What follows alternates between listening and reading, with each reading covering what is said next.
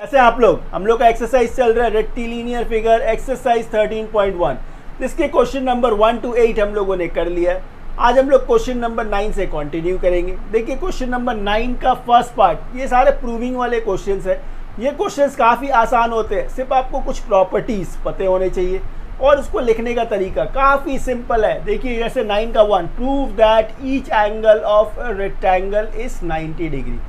आपको इसमें ये प्रूफ करना है। ये जैसे मैंने एक फिगर बना लिया है, ए बी सी डी एक सोचिए रेक्टेंगल है। आपको प्रूफ करना है कि इसके सारे एंगल जो होंगे, ईच एंगल वो 90 डिग्री के बराबर होंगे। मतलब आपको जो प्रूफ करना है, रिक्वायर्ड टू प्रूफ, एकदम आसान क्वेश्चन है, एकदम आसान क्वेश्चन है। जैसे रिक्वायर्ड टू प्रूफ, क्या प्रूफ करना है आपको कि एंगल ए बराबर हो एंगल बी का, जो बराबर हो एंगल सी का, और ये बराबर हो एंगल डी, और ये सब किसके बराबर हो, 90 डिग्री के बराबर हो। ये कैसे करेंगे, ये तो बात की बात है। सबसे पहला बात, आपको एक प्रॉपर्टी पता होना चाहिए कि हर रेक्टेंगल एक पैरेललोग्राम होता है।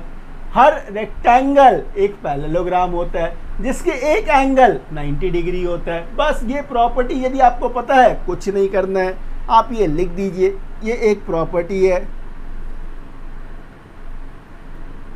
Rectangle is a parallelogram where one angle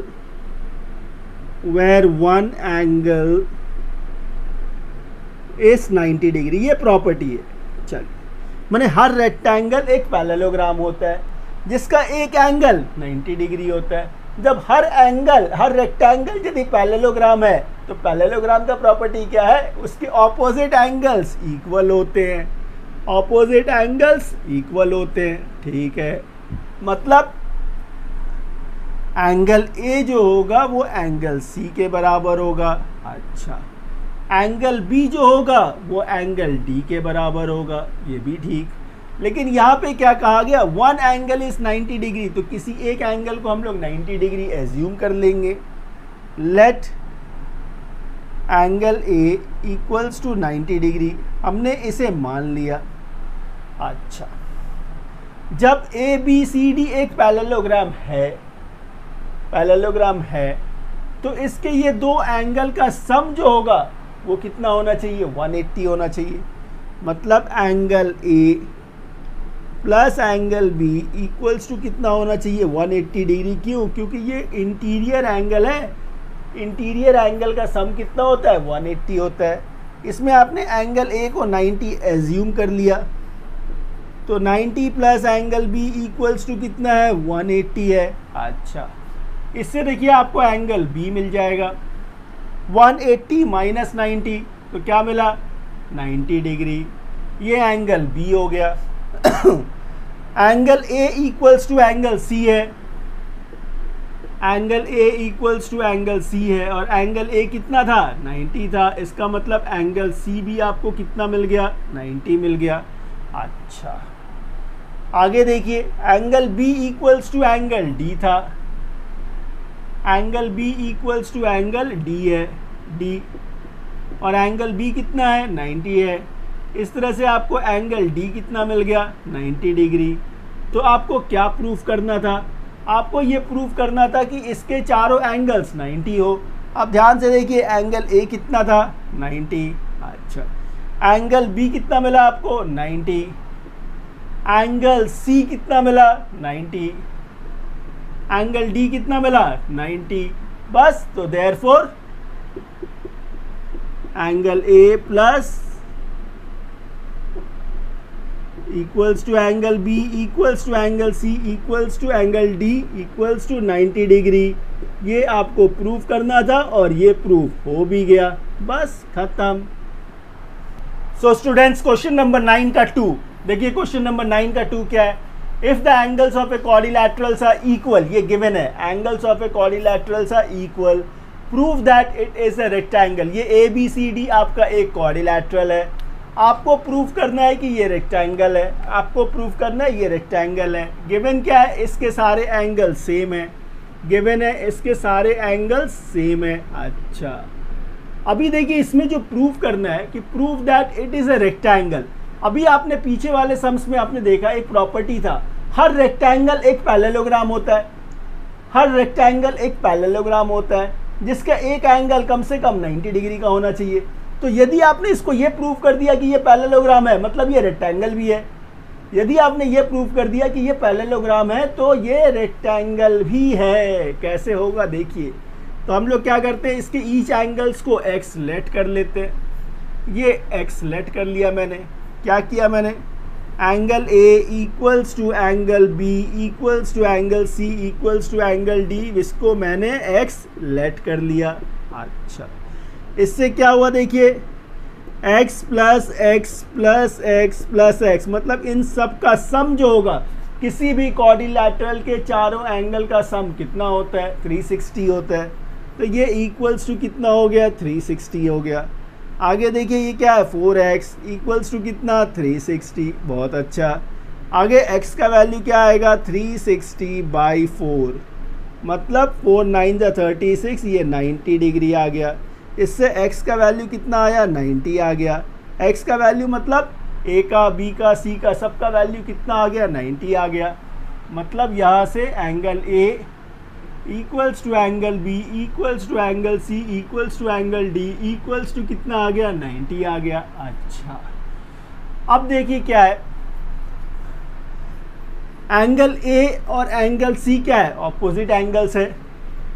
तो angle A equals to angle C है, क्योंकि एंगल सी भी 90 है, एंगल ए भी 90 है, तो ये ऑपोजिट एंगल्स इक्वल है,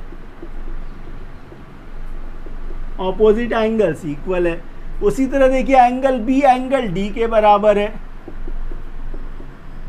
ये भी है।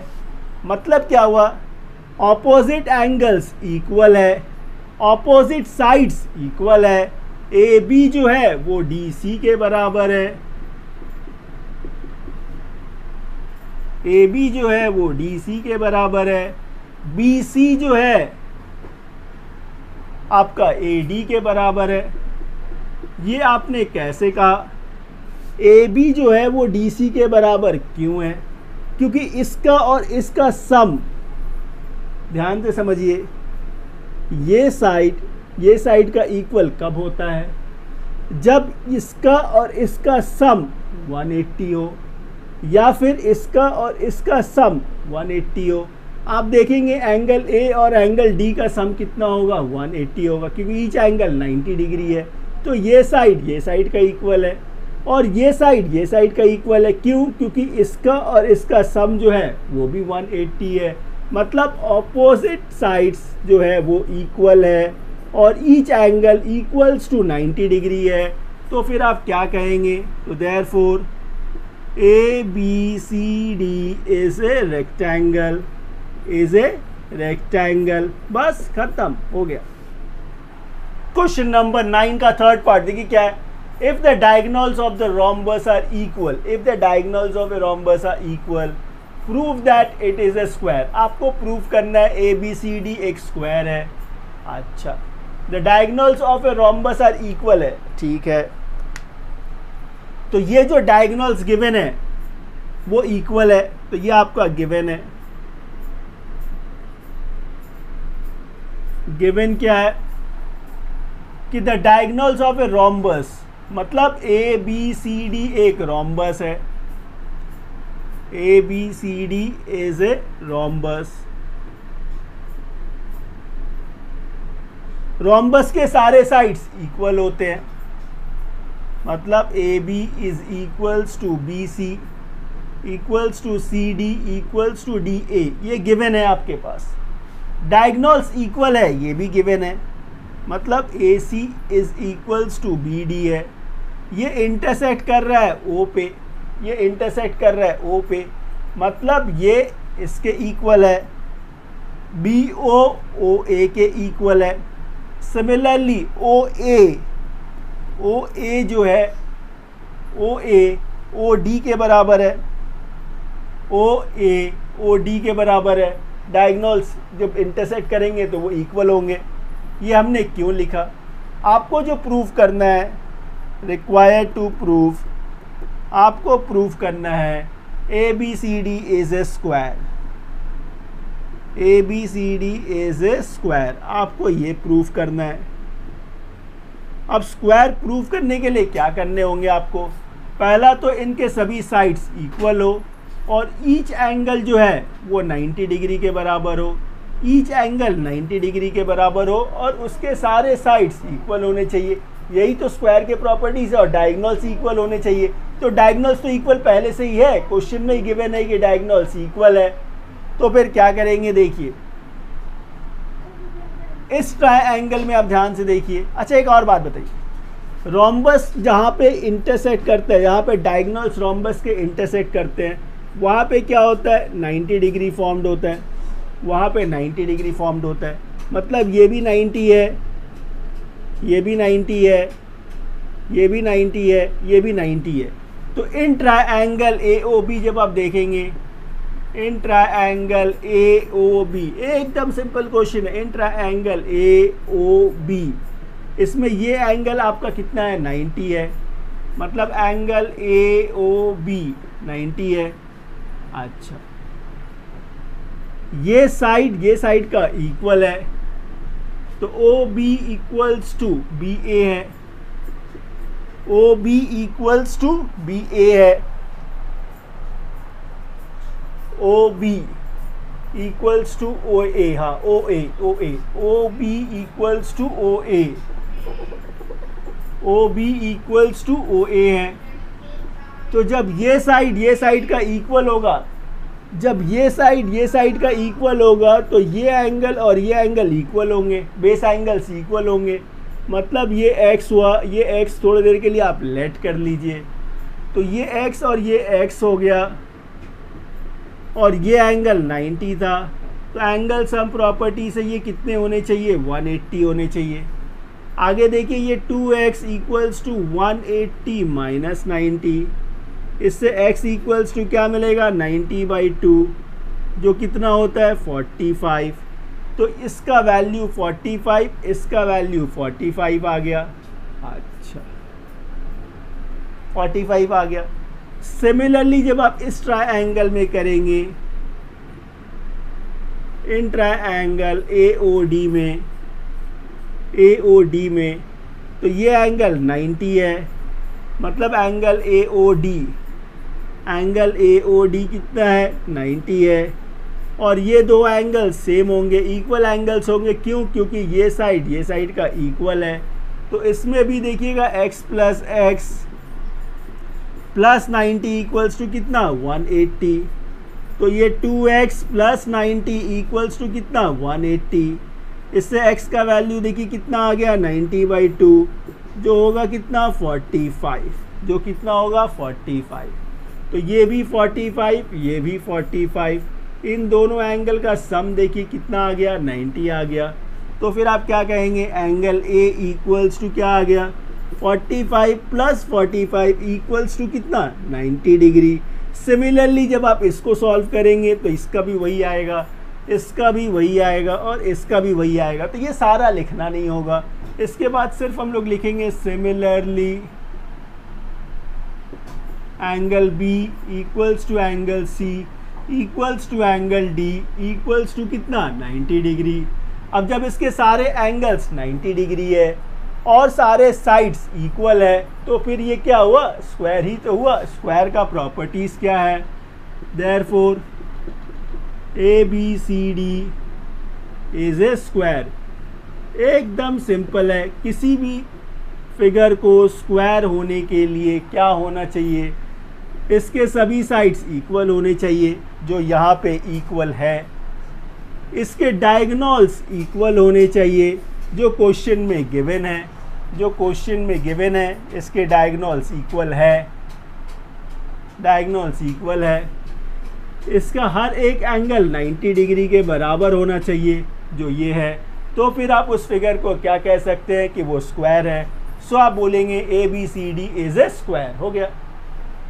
सो स्टूडेंट्स, क्वेश्चन नंबर 9 का 4 देखिए। क्वेश्चन नंबर 9 का 4 क्या है, prove that every diagonal of a rhombus bisect the angles eight A vertex. Vertex क्या है, ये वर्टेक्स है, ABCD क्या है, वर्टेक्स है।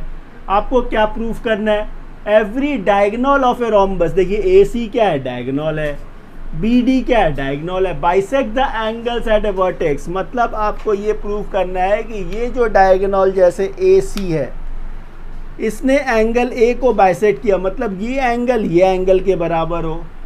सिमिलरली बी डी जो है दूसरा डायगोनल है, इसको भी आपको प्रूव करना है कि ये एंगल के बराबर हो, ये प्रूफ करना है।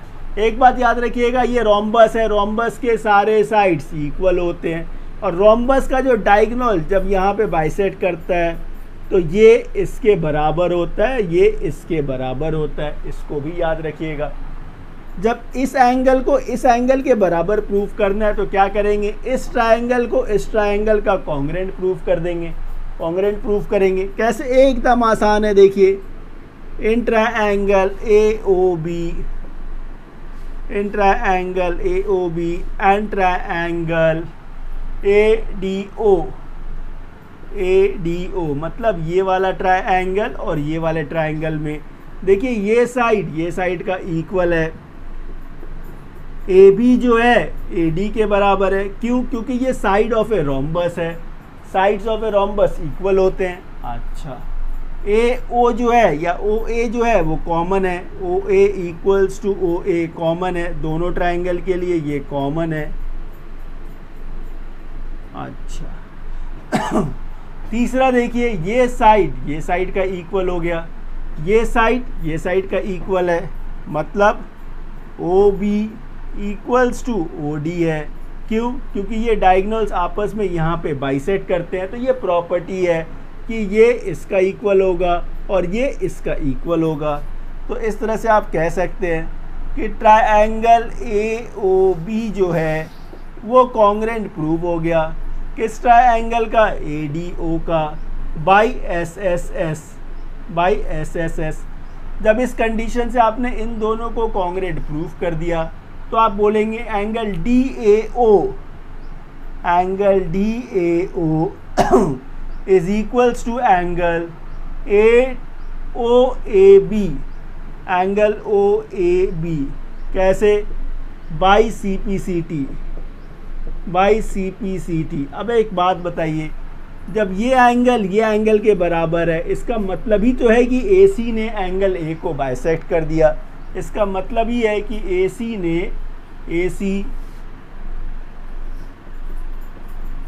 बाइसेक्ट्स एंगल A, इसका मतलब ही यही है। तो ये तो आपने कर दिया, आगे फिर क्या करना है, सिमिलरली इन दोनों ट्रायंगल को भी कॉन्ग्रेंट प्रूफ करना है। इसके लिए पूरा स्टेप करने की ज़रूरत नहीं है, सिर्फ आप लिख दीजिए सिमिलरली ट्रायंगल